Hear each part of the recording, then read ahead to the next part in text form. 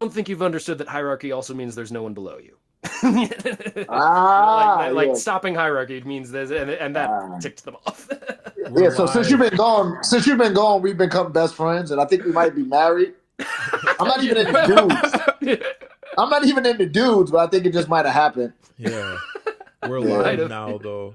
Oh well. Oh, so the world knows. The world knows. Yeah, I guess they know now. Fuck it. Yeah, I we guess yeah, yeah, that was live while you were saying that. I had to. the socialist cat is out of the bag. Yeah. Yeah. Yep. I am so sorry. That was my fault, chat. I It was Apple's my fault. down Yeah. power adapter or whatever it's called.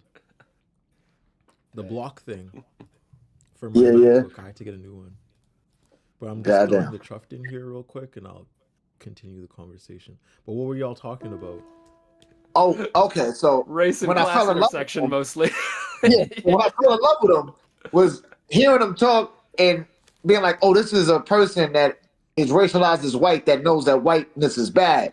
All right, so we gotta keep talking. So then you're just breaking down the sociogeny of whiteness and understanding the identity is not the person. Self is not the identity. Identity is built through your material conditions, whether that be through like social interactions, through familiar ties. That's what builds your identity. But the self, as far as like who he is, like he's not white. He's a person. He's mid nerd. Like, Yep. and it was talking about like right, and we were talking about. See, now we got cues. Yeah, it's like what's someone asked me what's my identity. 9 times out of 10, I'm gonna say I'm a musician. I just make music, baby. Yeah.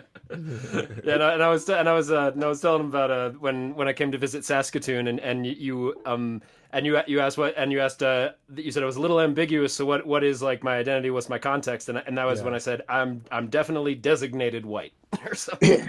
Yeah. Mhm. Nah, Yeah. we're de-whiteifying you in the stream. That's Yeah. But You got to, because I didn't get to hear specific, or I don't think the stream too didn't get to hear the song. I Oh, need to yeah, go hear ahead. the turning point song. So do we want? I could play the whole 3 minute thing if we want. Hey, man, I'm down. All right. I'm, Okay. Yeah. Can you This explain is it first though? Oh, absolutely. So this is a song that I did not write the original song. This was written by the Chaz Mitchell Trio decades ago about the John Birch Society. So I updated it for their modern parallel, the White Kids from Turning Point. And this I had an original version that I have since, I like to say, updated it due to neck pain. So here we go. Let's see. I'm gonna Oops, sorry, Thank I you need for to turn the coming mic back, down a little. Cardamon. I'm so sorry about the technical issues too. If you're afraid of immigrants or other kinds of leech, then we're speaking at those colleges that censor our free speech. Now, we don't know if Ben can quite hold on to Charlie's clout, but we'd love another martyr if Antifa takes him out. Cause we're the white kids from Turning Point, the white kids from Turning Point, here to save our nation from a black Marxist plot. We're the white kids from Turning Point, so help us carry on, cause the Second Amendment only counts once folks we hate are gone. You've heard about the agents who play the Marxist games. There's also the Islamic ones, and we say they're the same. So we're fighting Ilhan Omar and Rashida Tlaib. Oh, please ignore our big erections while we scream at AOC, cause we're the white kids from Turning Point, the white kids from Turning Point. W and Jeb may think they're kidding us along, but the white kids from Turning Point know those cash cows are broke. And hey, George Soros ain't got nothing on our last surviving Coke.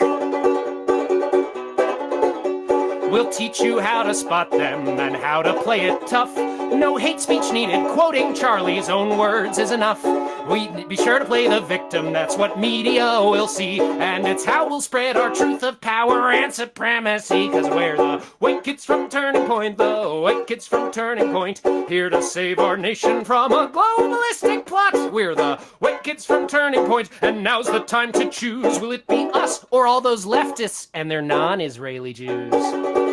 Oh, beautiful for space. glacial skies for amber waves of grain. America, America, we're playing it the same. So, do you want your children learning about gender in class? Tell me, do you want fetuses murdered en masse? Look, you cannot trust those facts on reproductive health one bit, because if your 10-year-old gets raped, then you make her deliver it. So said the white kids from Turning Point, the white kids from Turning Point, fighting for the right to fight the right, fight for the right. Yes, they're the white kids from Turning Point, the hardest of the right. You can join that youthful movement and become a real white, a real white, a real white kid from Turning Point. Hey, no, because MIT does this in real life. Like MIT, could you go over your stories? You have so much stories about like your cruises and stuff. Yeah, so I've worked in music for most of my life. I went to a music school and got through it somehow. And so I've written a show for Off-Broadway that won some awards. I've performed as the lead singer and MC of a lounge band on cruise I ships didn't for know about you 3 wrote years. a show that won awards. Whoa. Well, because it's a show that has not aged well. It was very college student humor and college student level political literacy, and it's called Gabraham Lincoln the Musical.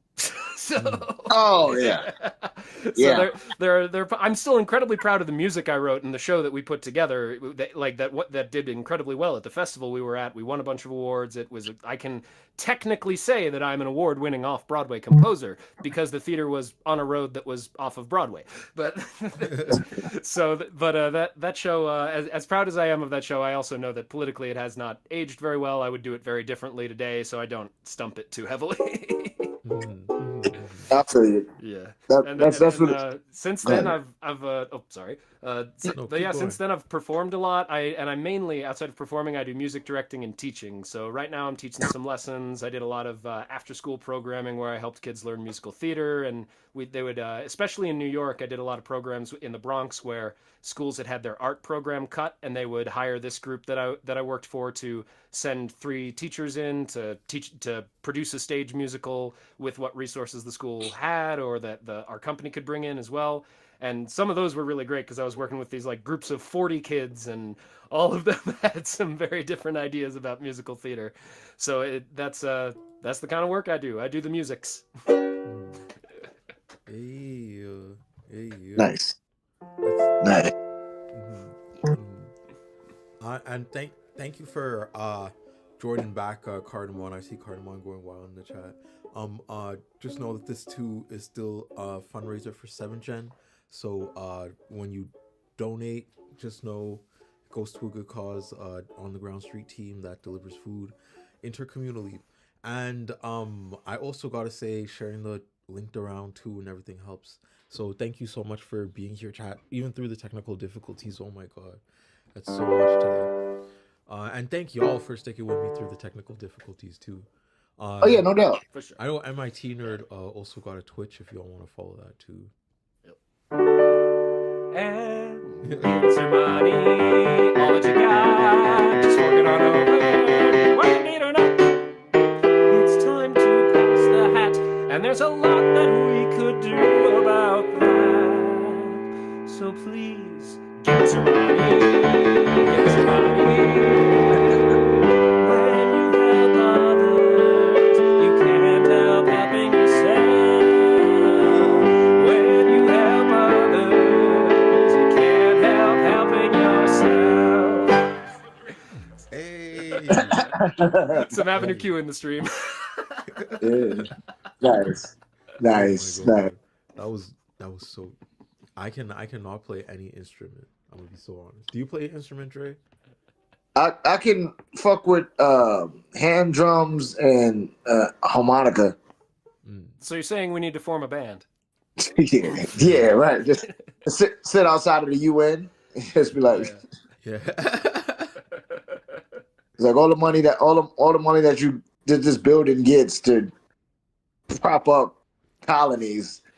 How about you just give it to us? I was busking outside of Denver Union Station a couple months back, and it's the one time in my life that someone put money in the guitar case and then took it back. Was the Oh song I shit! played? Because they Oh heard it. god! I was playing a parody. There's that horrible Daryl Worley warmongering song, "Have You Forgotten?" That was like trying to say we should invade Iraq because 9/11 song from the 2000s. And so I do a parody of that I credit to Intellectual Darkwave, another online nerd musician, and I was playing it, and I think they heard it at a distance and thought I was playing the Daryl Worley song. So they came up, and then they threw the money in, and then they heard my chorus, which was, let's see, have you have you forgotten all those kids we killed? Were they worth it to protect a few of Exxon's oil fields? Have you? And then the moment they heard that, they just grabbed the five and went. You should have asked them like so. You should have asked them like so. You like dead kids? You like Dead Kid? Yeah. Oh, No. okay. I'm only gonna give you this money if you're singing pro Dead Kid music. Yeah, right, right, right. But yeah, that's the only time I've ever seen someone actually take their monay back when I was. That is busking. why the fact that they took the money back off of being mad about dead kids is because of the xenophobia, the Islamophobia, the Orientalism, the ability to be ahistorical and fucking anachronistic, where you just act like, oh, that's happening over there. I don't need to worry about that. I don't believe in internationalism. I'm a nativist. I'm a jingoist. I'm a chauvinist, and I want my money back.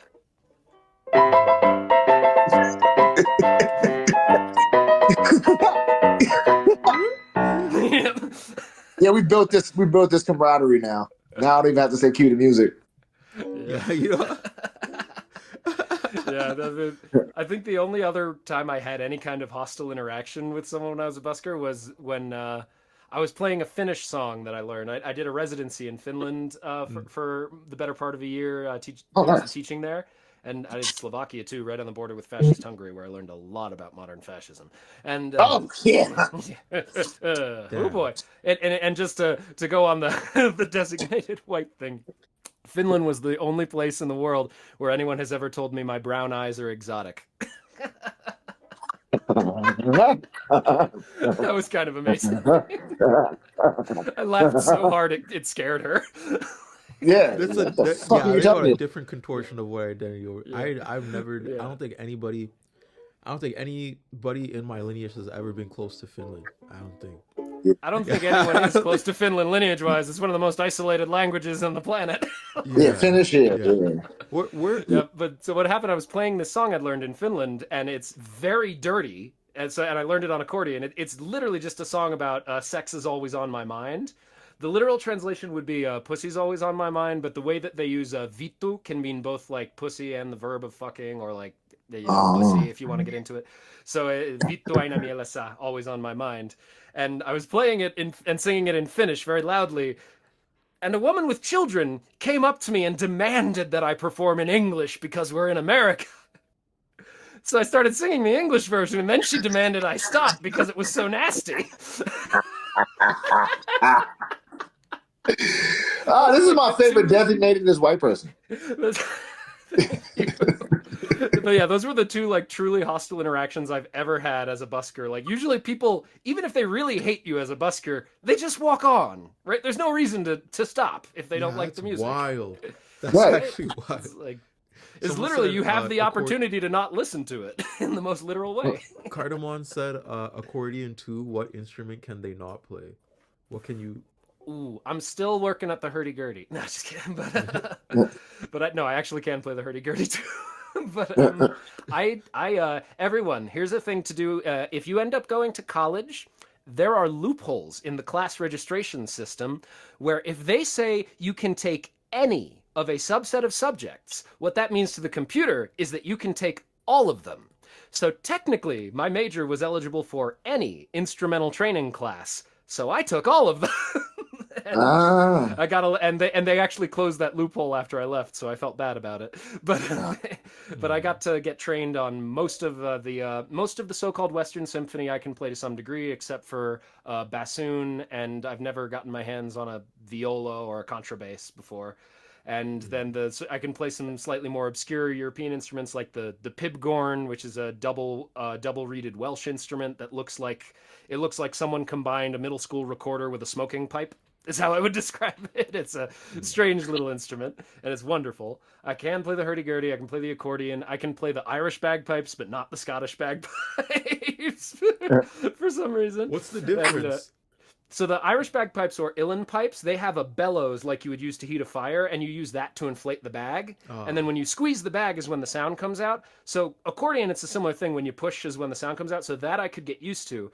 But the Highland pipes, the Scottish ones, you got to blow into the bag to inflate it. And I could never get past the fact that when I blow into the bag has no relationship to when the sound comes out. Because I'd already learned a bunch of brass and woodwind instruments. So the idea was that you blow into it, but it has nothing to do with making the sound. My brain just couldn't quite get past that hurdle, I think. Yeah. So I can't play this. There you go. I can't play the Scottish bagpipes. My greatest shame. Cue the music. Oh wait, hang on. There we go. Because it's sad now, so it has to sound like. Oh, that's right. It's sad now. So I had a harmonica as a kid. Like I remember when. Yeah, I remember when harmonicas were so easy to get a hold of. Like I don't know if it was like a whole, just consumer base for it, like when we were younger or what, but. Well, they're also one of the easiest ones to produce because it's like 12 slats of metal, 2 slats of other metal or plastic, and then like like you don't have to install reeds or anything. It's all just from the reed effect is from the shape of the aperture and all that. So yeah, you just got to keep it clean. Yep, and on one of the ships I was on, my band director, it was funny, but I don't like fault him for it or anything. He just didn't know how harmonicas work, and we had to play Karma Chameleon, which has a like MIDI harmonica track that's like and it's very clearly a keyboard line. And he was like, "So Jay," and I already played accordion on Mary Jane's Last Dance, the Tom Petty song. So he was like, "Oh, Jay, can you just play accordion for the intro to Karma Chameleon?" And I just looked at him like, "That's not an accordion." And he was like, "What?" And I was like, "That's a keyboard. I can't play that on accordion." And he turns to the keyboard player and is like, "Is that true?" And the keyboard player, to his credit, just says, "I don't play accordion. Or I don't play harmonica. I don't play harmonica." Yeah, So yeah. that's not a harmonica. That's a keyboard. He's like, "Oh, is that true?" "I don't know. I don't play harmonica." So, but yes, we did do some harmonica, which was How fun. did you play? How did you learn how to play harmonica, Dre? Oh, I just got into it because, like, as a child, just like watching. Obviously, cartoons always depicted, because it's classes, always depicted people who were materially poor playing harmonica. But I always found it cool though. Yeah. Like it just always looks sweet. And then obviously, like if you seeing that as far as like imagery, as far as cartoons, and then seeing some like old jazz and blues musicians playing it, I just thought it was cool. And it's just like real relaxing. Like you just gotta breathe right and make sure you don't get it dirty, and it's pretty cool. And then like hand drums, like my dad, he plays drums. Like he plays like African drums and stuff of that nature. So like I just naturally kind of picked it up. So like I have one in my house. What type? My I dad, do not. I could. You got a djembe? You got patterns. what you got? Not gonna lie to you, never looked that hard into knowing exactly what all was going on. I know if I were to take my dad to the side and like ask him, he'd be very happy to tell me everything. But like I just saw it and I liked it, so I was just like, yeah, I'm gonna just have one in the house. Nice. Yeah. No, my brother is like a beast of a djembe player. He absolutely is.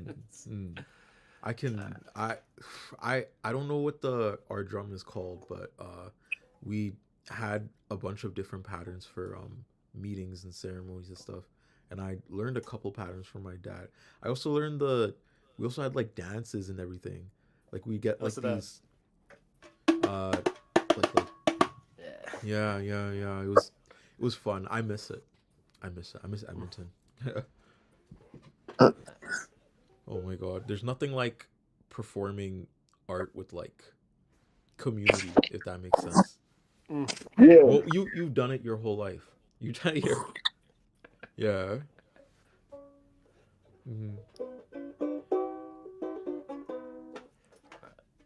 Oh my god, are you about to have a duo? Oh boy. No, I was about to just show you. I was trying to just show you the. Hold This on. song is called Delay and Latency. Yeah, I'm trying to. But no, this is it right here. Oh yeah, so that looks like a mini djembe or something. Yeah, it's a mini Yeah. djembe. Yeah. That ours is more Sweet. like barrel like. It has like the rounded bottom. Yeah, Yeah. yeah, yeah. Oh, I forget the names of half the drums that Yeah, I learned about. I forget We had too, an African but- drumming course at my music school that was really great. Mhm. No. Yeah. And speaking of like music and all that, and like again, I think we were talking about it earlier, but like Pharrell Williams, he was speaking about how he doesn't do politics because it's real divisive, and like you just gotta, black excellence your way into not dealing with racism, and it's like, I think I brought it up before, and I made a live about it, but like this idea that musicians are going to be the music is the sound of sounds of revolution, the sounds of like an uprising, the sounds of discontent with the system. But the way in which musicians, mainstream wise, have separated themselves from the people is by design of empire in and of itself. Because you're not ever going to see like another like Paul Robeson or like Mahalia Jackson or Lena Horne or any of these people because there's too much money now. Like this, and then the access as well, because money is also access. So there's also access as well. So it's like you can't look to any of these people that make music as somebody that should be like you should listen to outside of the songs that they make, if that makes sense. Like. For instance, unless the because songs there's have some like people that text for you. prove that sentiment wrong. Like if you've heard of like No Name. Yeah, there's some. I'm not saying all. I'm not saying all. The ones with No, but industry I do power get what and you mean industry by like the relations, systemic inference because like Yeah. it does work that way more because often people, than not. Yeah. because for instance, think about this. You bringing up No Name. I know of No Name, but like No Name being what she's on and doing what she's doing is awesome, right? Mhm. But No Name doesn't have the same like social cachet as Kendrick Lamar, right? Kendrick Lamar is also the same person that performed at the Super Bowl, the Super Bowl before this one, and he did all right, and he took out the cop part. Yeah. He did. He also said that we shouldn't be shooting ourselves. Maybe that'll stop cops from shooting us. He also was doing the goddamn this year. Well, every day feels like the same. So he also did the Super Bowl, the last one he did or whatever, and performed it with a bunch of Americana iconography. Where there was a person there, I love that I could hear music about to get played. Where there was a person there protesting for Sudan and Palestine. You don't know who that person is. Like we figured out who he was later, but you never heard Kendrick say anything else about. You didn't hear Kendrick say anything about that. So like hit those type of people, like Beyonce wearing the beret, those type of people, like they work for the system. Yeah, they can say some cool shit here and there. Sure, just listen to their music though. Please, God, don't listen to their opinions. And it does piss me off that like that types of success end up being a metric for getting captured to a certain degree, because in order to have access to a certain space in that industry, which is largely controlled by capital, then you can't piss off capital too much. And it becomes a thing of like, to the point about Pharrell, and to the point about, you got to tell that story about you on the ship and you doing that one song. So before I let him tell that amazing story, but to that point, like you can't look at anybody in the mainstream as like somebody who should be like, yeah, like let's get behind them for X, Y, and Z. It's like no, like. I like your movies, I like your songs, I like your books, But I don't really want to listen to what the fuck you gotta say outside of this. 'Cause I know it's about to be some shit that I'm not gonna agree with, and I'm gonna get angry, and I'm gonna want to hit something, and I don't want to punch my wall again. So I don't do that. Unless we see unless either you see someone like doing the work or their music is trying to do the work, then you got to be careful with like putting the artist on a pedestal like that, right? Yeah. Frick. To his story. So if no one has ever heard it, there is a I'll call it a song by the Zac Brown Band that is called "Chicken Fried." That I'll give you just the first chorus, which is, you know I like my chicken fried and cold beer on a Friday night, a pair of jeans that fit just right, and the radio, and it's that forever. And then there's a whole verse about the military, and it's about as explicitly a white supremacist song as you can get while not using any explicitly white supremacist language in it. And as a result, we would play that song of the 3 contracts I did, we played it on the first 2. And whenever we played that song, afterward, I would go to the casino bar on the ship to get like a soda or something, and without fail, the nights when we performed that song, some boomer would come up to me and want to, as I said earlier, commiserate about how hard it is for the white man. And they weren't all Southern. I'm doing that accent to stereotype the terrible country sound that Zac Brown tries to do. But yeah, actually, almost none of them were Southern, really. But and they came up and wanted to commiserate about that. And I have to be careful because on that contract, guest interaction is like enumerated in the contract, and there are conditions around what guest interactions are appropriate and not. So if I piss off a guest, I can get fired. And the only other time that I said anything remotely political, which I also mentioned, was when they asked us to just announce a moment of silence in memory of the Vietnam War, and I slipped, and instead of calling it the Vietnam War, I said the failed American invasion of Vietnam, and then immediately it was like, Jake, in my head, and I did not get fired, but I got dressed down pretty hard for it. So what I would do with these guys, because I can't say anything that would get me in trouble, and I can't really do anything without getting in trouble, but if you don't say anything at all, they think you're on their side, and you can get them to burn money on expensive drinks.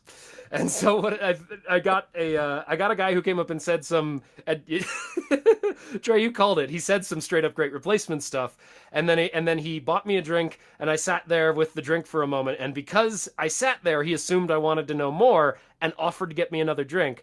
So I pointed to one of the most expensive scotches that they sell in the casino, which is like, you know, $50 with the staff discount, but like 80 to 100 for the guests. And he bought it for me.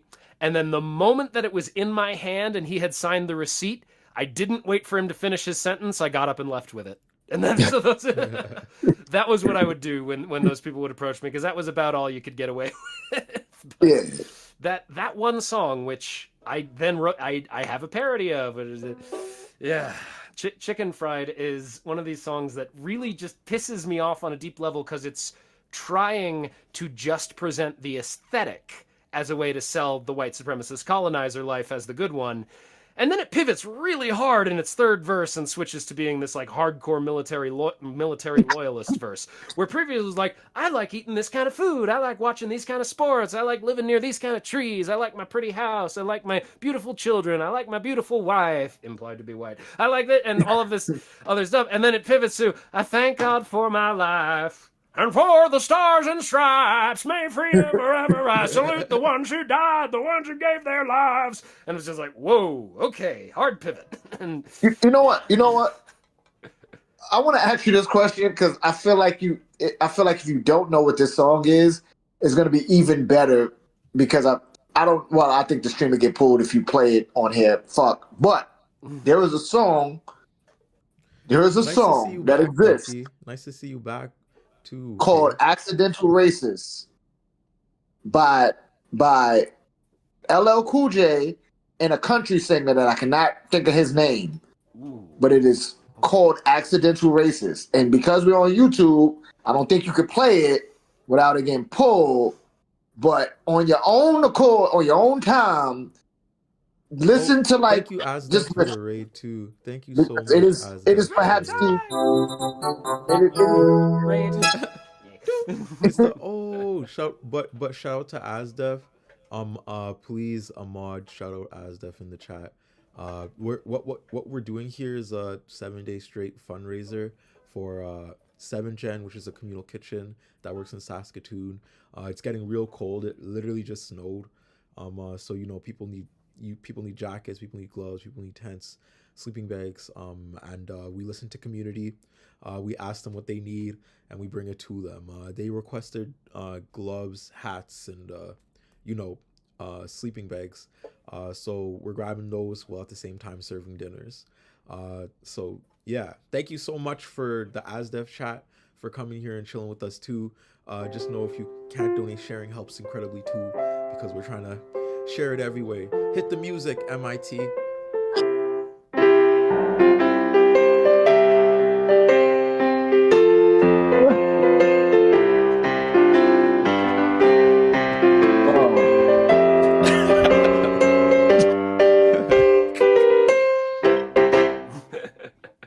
But yeah, Solidarity forever, y'all. when you get a chance, MIT, just yes, it's accidental racist. LL Cool J, accidental racist. LL Cool J. The funniest thing about the terrible, horrible, terrible song is that LL Cool J and the dude that I can't think of his name, they went on like an explanation tour to like a bunch of like news media outlets as to why they did this song. Because like, yes, because why the fuck would you make this song? Like It was an accident that I internalized all the stuff that was deliberately taught to me. yeah. And we had an anonymous donation, $10, 39 minutes ago. We're $30 away from spinning the wheel. Super close. Super close. Nice. Yeah, this is under. I forgot to update. Well, I didn't update the number today, but we're at almost at 25K now. Thankfully, we're halfway there. Yay, team! Yay, team! It's Brad Paisley. That's the country singer, Brad Paisley. Oh, okay, interesting. It's 12 years old. It's that old. It's pre-Trump. Yeah. Okay. Yeah, this is a great. It's a great nonsense song. Yes. Probably a really good historical artifact. The only music song I wise, learned on the piano was that one that was like, "I've been working on the railroad." I remember because it was so easy. Yeah. Oh wait, no, that was Solidarity Forever again. I've been working on the railroad all live long day. We did that in music class. Yeah. But I don't still know know all the anything words. about the piano. I don't know anything. Like I promise you, that was like 1 unit. Like I still. So I learned that song pretty well as a kid. I still don't know who the hell Dinah is from that song because half of the song is just going Dinah blow your horn. Someone's in the kitchen with Dinah strumming on a banjo. Like, who the hell's Dinah? And how did we get from the railroad to Dinah? Yeah, no. Now that I'm thinking about it, yeah, those were some innuendos. Yeah, there was something afoot. Someone's in the kitchen with Dinah. Yeah. Yeah, probably an enslaved woman. Probably or maybe a sharecropper or a nanny. Yeah, that would make sense. Do y'all know, chat? Do y'all know that song? The I've been working on the railroad song. And what songs did y'all do for music in your classes? Like, what songs did you do, Dre? Did you ever? I had a music class for like a split second. I know, like when I was in Catholic school, they had me sing some song. I don't remember. I think I was in 5th grade where I had to sing some song because we did like a contest to see who could sing the song, and I got picked to sing the song.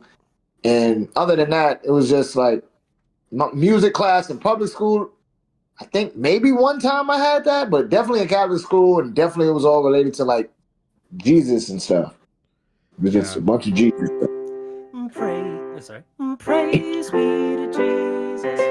Oh, praise be to Magic Woody Allen Jesus. Wait, what's that? Fuck is that guy's name? That's Tim Minchin. It's Tim Minchin. Yes, Tim Minchin. Yeah, I know a lot of Tim Minchin. Oh God, I know like 8 different gospel songs because 1 my church and 2 my school because we just had choir from like Yeah. because I went to there's literally the options in Edmonton are Catholic public, but if you go to public, it's not as funded. The teachers aren't as good. There's not as much classes. So Of obviously course. you're gonna go to Catholic, right? It's like an Yeah. assimilation thing.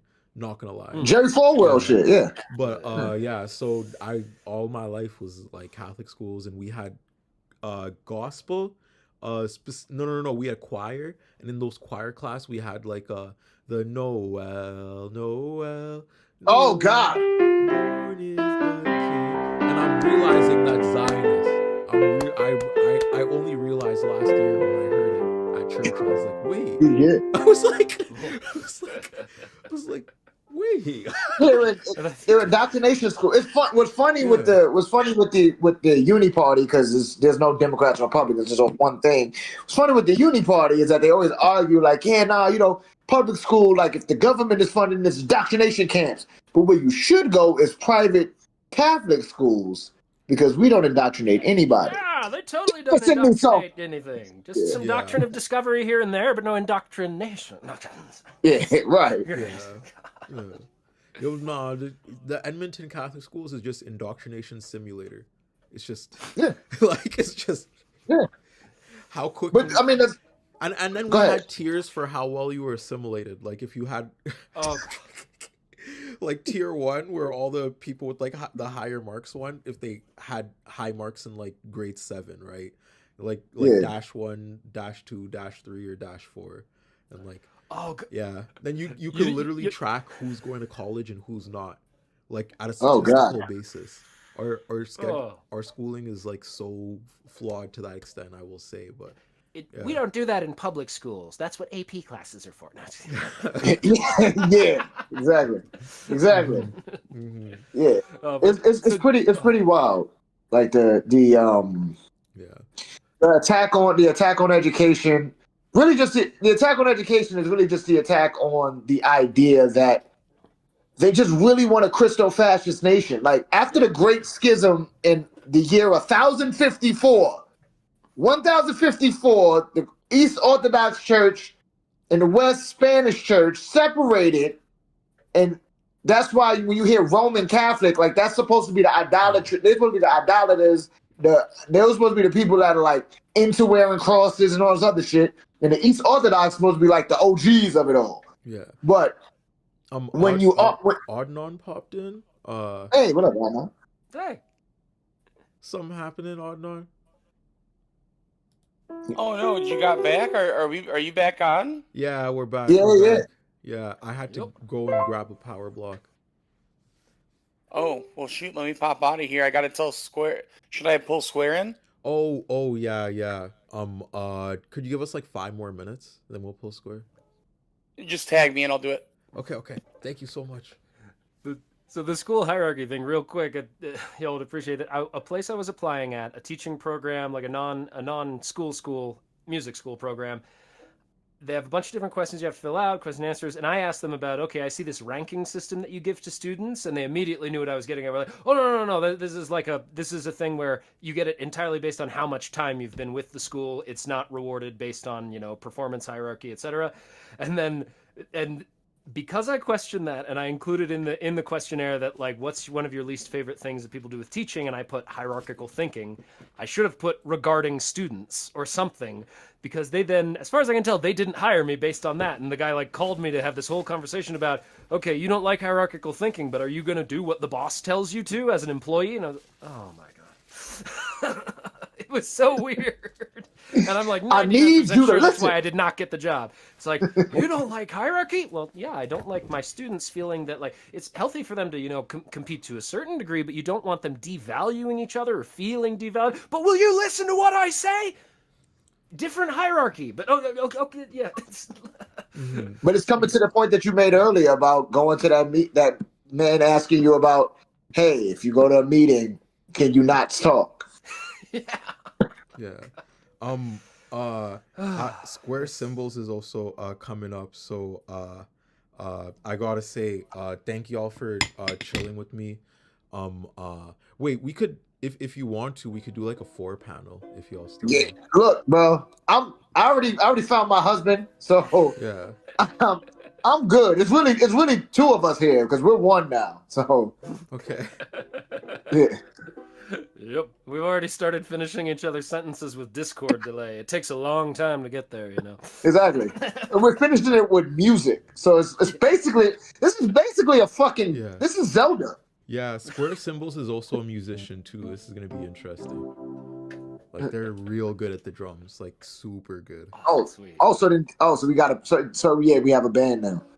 We do have a band now, yeah. But that hierarchical thinking, like that to your point, that's what they that's what they want. That's what they want the school system to be. Because when you think about it, as far as initially schooling in Turtle Island, what is now known as North America, was about learning the Bible. And then it was about farming. And then they were like, okay, we're going to learn the Bible, farm, and we also just going to, do a little bit of capitalism and shit too. And then when it was like, hey, how about you let some Africans in there? And then they were like, whoa, you said let who and where? And then it was like, well, if you want federal government funding, you got to let Africans in here. Music.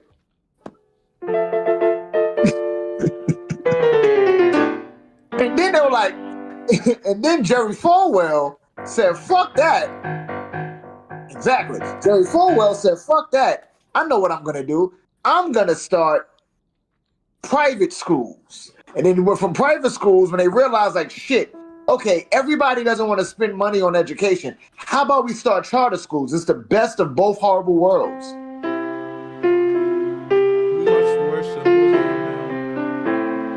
Yo, what up? Let me get this to work. If you all don't know who Square Symbols is, audience, they make amazing content on YouTube. They made an amazing Taylor Swift video recently, and nice. You probably see them on the For You page, on your For You page, like playing the drums or something to some very well written anarchist paragraphs. Nice. How are you doing? I'm sorry for glazing you so much. Do you want to introduce yourself?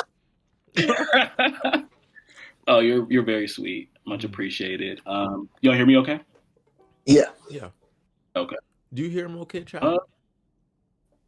Yeah, make sure I can't see chat, so I'm scared.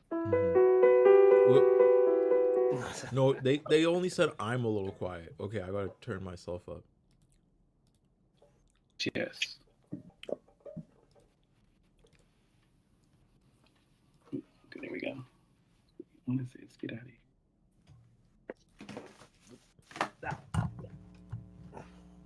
Cool. Grab a cup of coffee. I'll be right back. All right. Oh yeah, we got a shout out to Oddot. He put in Square Symbols YouTube. Bad cable.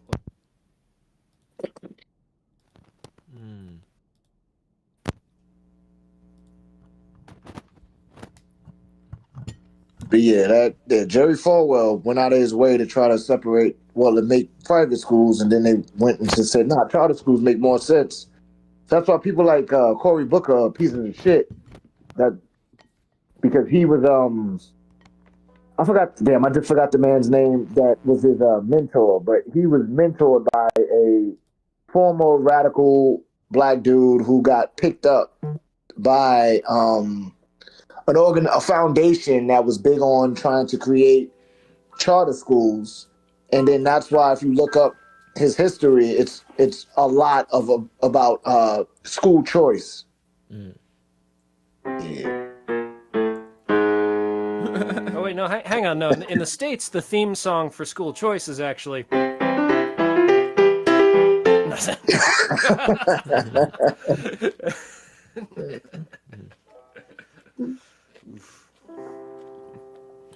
Have you done any shows recently, Square Symbols? Oh, I can't hear you anymore. Oh, he muted himself. He's muted. There we go. It pop up. Yeah, I did a show last Sunday, literally. Yeah, it was like loosely my birthday show because my birthday is tomorrow. So happy birthday! Happy birthday. Many thanks, many thanks. But probably the last one of the year is both like a little bit of a bummer, but also a huge relief because it's just been a really busy year for the most part. Mm-hmm. How's everyone else been doing? I haven't played any shows lately.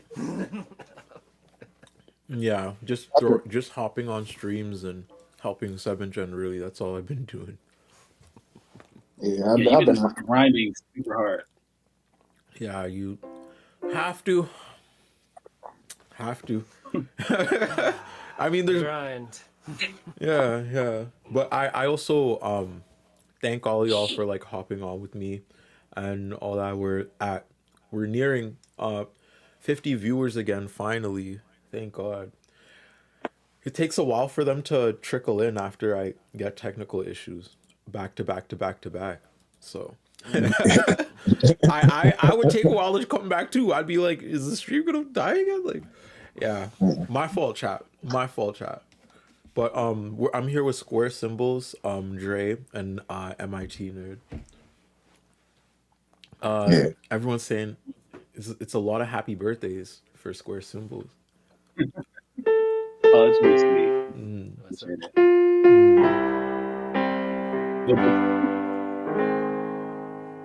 Appreciate it. Are you gonna play the song? Are you gonna sit through the cutscene of death?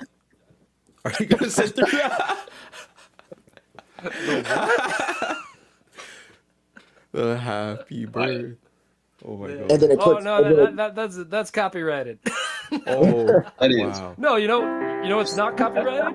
Wait, it is? Day is today. Oh, So shit. Futurama wrote a future version of the birthday song entirely so they could bypass the copyright. Oh, I didn't know because- that. Yeah. What day is today? It's Square Symbol's birthday. What a day for a birthday. Let's all have some cake. Was like all the same chords, most of the same melody, but technically not the happy birthday song. Wow. Okay. That's what. Yeah. That's almost as depressing as finding out that I don't know if y'all ever saw that Looney Tunes. What was it? It is Warner Brothers. Al Jolson. Remember, I Love the Singer about the moon and the June and the spring. That's Joel Olsen. That's the blackface character. Yeah. Literally, Yes. Oh yeah. Yeah, I threw up in my mouth when I found that out. It hurt. I was like, "Fuck!" I like that goddamn song. there's this black woman on my For You page that like wears her hair out like naturally 4C hair, and she like shapes it. And she shaped it into like a star, and then she got emails from companies, and they were like, "Yeah, we copyrighted that hairstyle," and What? Oh my god. I was like, I did not know that companies can copyright like hair shaping. Oh, look. Like, Here. This explains why I never see anyone in a good Fifth Element costume. No, And yeah. Ridiculous. They're like patent trolls where people like would buy the patent rights for like an idea, so that if anyone ever came up with that idea, they can just like have the rights to it. Sounds like Which Terrence is Howard. ridiculous. Sounds like Terrence Howard. I got 91 patents. Makes Goddamn as much technology. sense. Makes just as much sense as Scientology, right? Right, but you know what? Now that you say that about the look, like there was a PNC Bank commercial that is very dystopian. That I don't know who wrote it, but if it's tongue in cheek that they wrote it, shout out to them. If they thought that they were being clever, we are fucked. So they wrote this commercial. You might have saw it on your YouTube ads and skipped it, but I watched it. So it's at a graduation. Kids are going up there, they say your name to get your diploma or whatever. And say the one kid's name, they say a bunch of businesses as this person's name. Oh, And then I have to say real quick, thank you so much, Risky Biscuit, for donating $10. At the end of the day, this is still the 7th Gen Rising stream, so make sure to donate if you want the wheel to be spun, and you want people to be fed, you want people to get gloves, jackets, all that stuff. We hand those out to our relatives and our communal members suffering outside due to Also, the. if you Due to the unfortunate conditions of systemic marginalization. Okay, what are you Yeah. saying? I was gonna say if you want to add a dirty Finnish song to the wheel, I'll volunteer that. Oh God. Okay, if we let we're $20 away from 900. If someone donates $20, you will get that song if you want it. Yeah. If you And then want he can do it in English after. it. $20 for a song. Yeah, But who wouldn't pay that? but Hey, that's I'm gonna be saying. Spotify rates in a few years anyway, right? No. but yeah, Right? the PNC commercial, the parents are sitting there as their child's being named with all of these businesses, and somebody asks like, "What the?" Like they look at them like, "Huh?" They're like, "Yeah, well, I have to rent it out so we could pay for X, Y, and Z," and they're all like laughing and shit. It's like, what? Like their daughter name was like, let's just for sake of the story, their daughter name was like Honda Mitsubishi Stove or some shit, and. And it's just like, yeah, we're getting to that point that people, I mean, we already kind of are there anyway, that people are going to sell themselves to promote shit. It's the brought to you by Carl's Jr. guy for Mediocracy. Yeah. Yeah. Yeah. Yeah. Nice to see you, Gemini. Nice to see you in the chat. Nice to see you too, Max. People flooding in. What's the square symbols if I were to ask? What's the next project looking like? Ooh, in like video or like record. My band, we just recorded another record, which is dope. Did 2 songs this weekend. We had a residency in Atlanta where we were able to get like 8 songs done over the course of 3 days. So Ooh. that was dope. And I have no idea when it's going to come out, but probably like 9 months from now. We dropped a record at the beginning, or like, late spring, back in May. So I'm like really excited for having more music to play, honestly. I feel like I've been drumming my ass off on these past 2 projects, so I'm very proud of that. But the next essay I am writing about Tyler the Creator, so we'll see how that goes. I have been injecting a lot of his earlier work into my veins lately, and it's just been exhausting, but I feel like it's an important conversation to have. Very excited. I was waiting Forget for whose somebody to joke it was. tackle that Playtime. like analytically. Like I was waiting Yeah. for And from a music perspective, too. Well, it seems like all the yeah. essayists are like on hiatus right now. Like It's Yeah. it's kind of dry out here, and I'm kind of annoyed about it. I'm like, damn, where's like? Well, it's wild too because like part of the essay is about how, like the internet as like a whole, like the mediums that we used to ingest are changing and like flattening, to like how emergent and immediate capitalism's like demise kind of is. Like things are falling apart in such like a very dystopian but like direct way that even the communication mediums that we use and the spectacle of it all kind of just shrinks everything Yeah. into like being into Yeah. the mass immediate time we're in now instead of Yeah. like understanding how art has progressed over the past 30, 40 years. Like even like the conversations around the Boondocks where I'm like, yeah, it was the 2000s. I It don't wasn't see like anyone a perfect calling themselves niche micro internet celebrities anymore. Like you can't make a profit as a niche micro internet celebrity. Like it is. I do see that. Because It's wild. like literally 2 years ago, if you had a platform like 100K, you'd be coasting.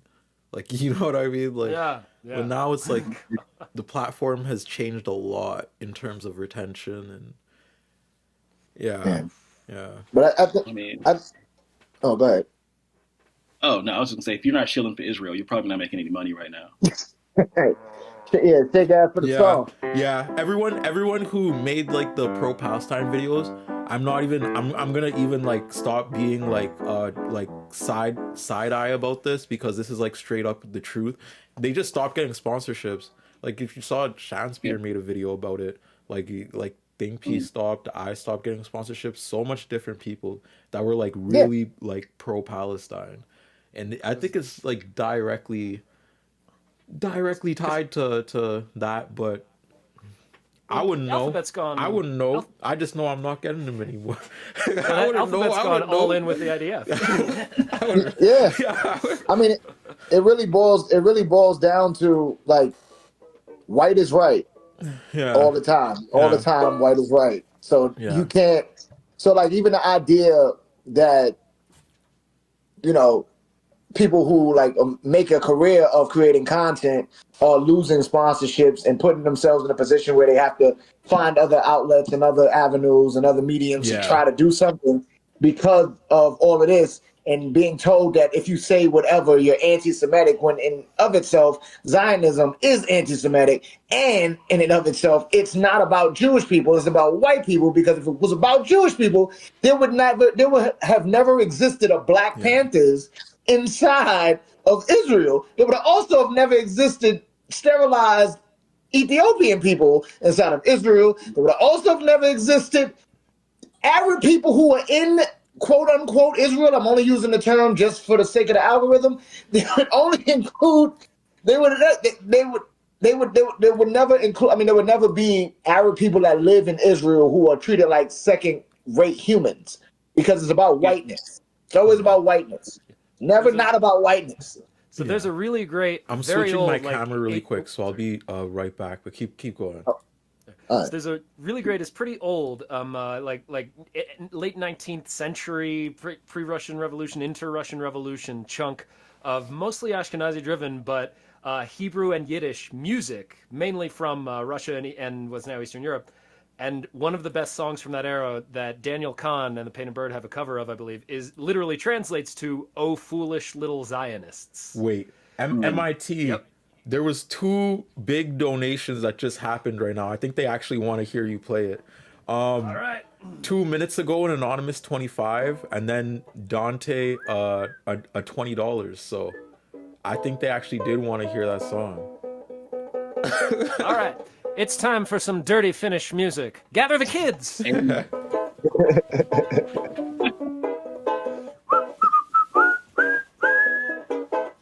Tiiliskivitellingilta putos suoran päähän, siin joku toinen eka kuollut ois. Mä vein mietin vittua sen hyvnen martaan, kun en vitan muuta ajatella vois. Mä sämpyläni hotkaisin, ja tieltä potkaisin. Vaik elämäni olis yhä pielessä, en edes vittu aina mielessä.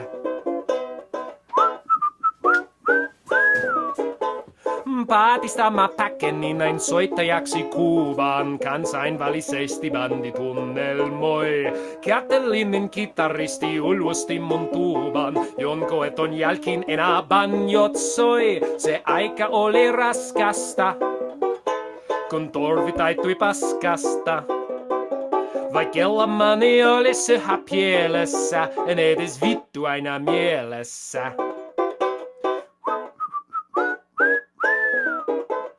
Pesson jälkin suottopelle täppärille myytin, vuorokausi Havannassa ryypätin. Sitten piti alistua konsulatin kyytiin, väkisinni veivät minut Helsinkiin, kun kuulin tämän tuomion. Smärn pääsi Suomioon, niin tiesin, että kaikki on nyt pielessä, en edes vittu aina mielessä. Now in English. Da-da-da-da-da-da. Well, I was walking down the street enjoying my lunch when suddenly I cried out in shock and pain. A brick had fallen on my head and hit me with a crunch, and suddenly I had fucking on my brain. I kicked away the stupid brick. I rubbed my head and then my dick. My scars have healed from the brick, yet still I find that fucking's always on my mind. So I took work on a ship a-sailing on the seas. I'd scrub the deck and wave at all the boats that pass. I didn't mind the sailing crew, but they sure minded me. Every single crew member wrecked my ass. I cried under the bosun's whip until they threw me off the ship. My scars have healed from the whip, yet still I find that fucking's always on my mind. Yes, and so they kicked me off the ship. I landed in Cuba, based. I made my money playing in a big brass band. But one bandmate, he hated me and shit inside my tuba. I played and all the shit rained out across the... I find